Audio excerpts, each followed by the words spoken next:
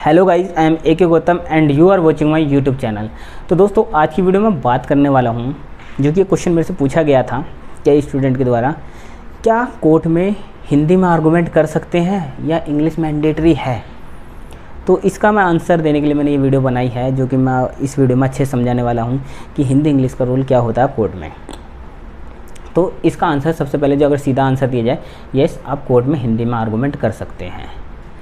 लेकिन सच्चाई क्या है वो मैं आपको बताता हूँ कि जो डिस्ट्रिक्ट कोर्ट हैं वहाँ पे तो आप हिंदी में आर्गूमेंट कर सकते हैं, लेकिन जो हाई कोर्ट हैं, सुप्रीम कोर्ट हैं, वहाँ पे जनरली 99% इंग्लिश ही चलती है। कुछ एक दो बात आप समझाने के लिए आप जनरली आपने हिंदी यूज़ कर ली तो कर ली, वरना वो प्रॉपर इंग्लिश में ही कोर्ट चलते हैं, हाई कोर्ट और सुप्रीम कोर्ट की बात करें तो।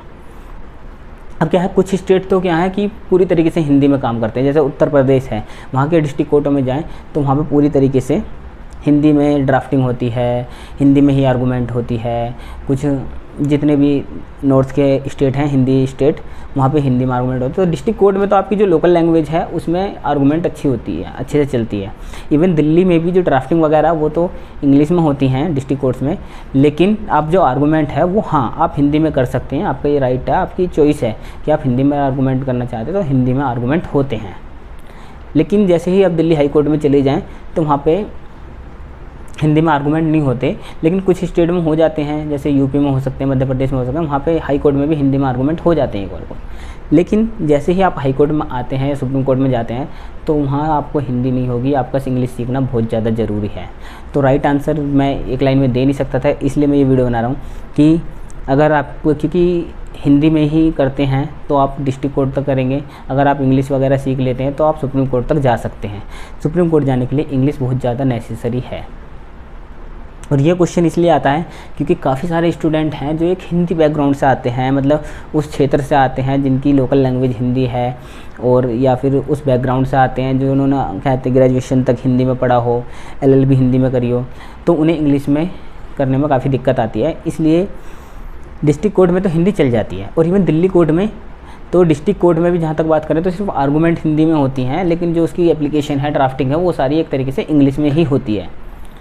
तो हिंदी स्टेट में एक बार को हिंदी ठीक है, लेकिन जैसे ही आप दिल्ली जैसे शहर में आते हैं तो उसके लिए आपको इंग्लिश पे ध्यान देना ज़रूरी है।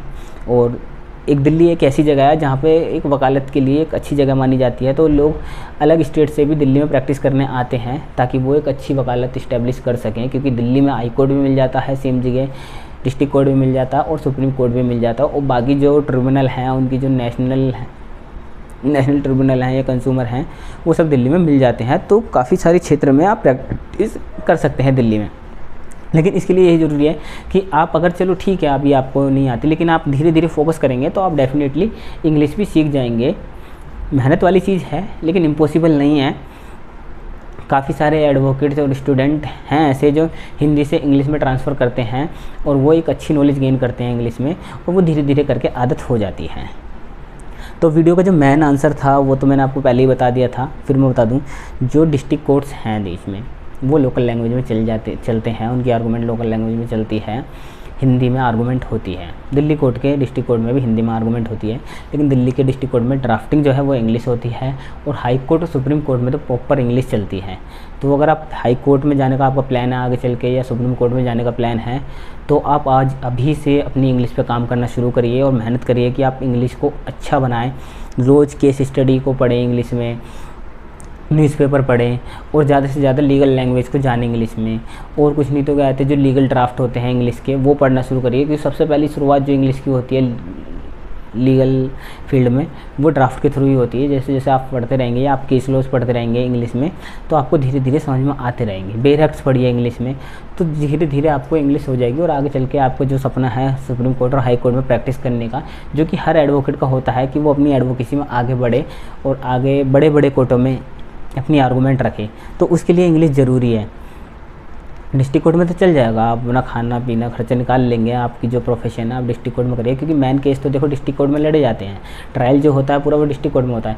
लेकिन फिर भी हर किसी का सपना ये होता है कि वो उसकी जो आर्गूमेंट है, लो पॉइंट की आर्गूमेंट है, क्वेश्चन ऑफ लॉ पे जब बात करें तो वो एक तरीके से कोर्ट हो और सबको दिखे, तो वो हाई कोर्ट और सुप्रीम कोर्ट में आप अपनी इंग्लिश अच्छी करें, वहाँ पर प्रैक्टिस करने के लिए, क्योंकि आपको बहुत काम आने वाली है। एंड यही सारा मैं बताना चाहता हूँ जितने भी यंग एडवोकेट हैं, कि वैसे तो हिंदी में आप आर्गूमेंट कर सकते हैं, आपका राइट है, लेकिन आप अपनी इंग्लिश पे धीरे धीरे काम करिए, क्योंकि वो बहुत ज़्यादा ज़रूरी है। जब आप बड़े कोर्टों में काम करते हैं, ये बड़े एडवोकेट के सामने आपकी आर्गूमेंट होगी हाई कोर्ट, सुप्रीम कोर्ट में, तो उसके लिए थोड़ा इंग्लिश ज़रूरी है। तो इंग्लिश पे अभी से काम करना करें और इंग्लिश को सीखना शुरू करें।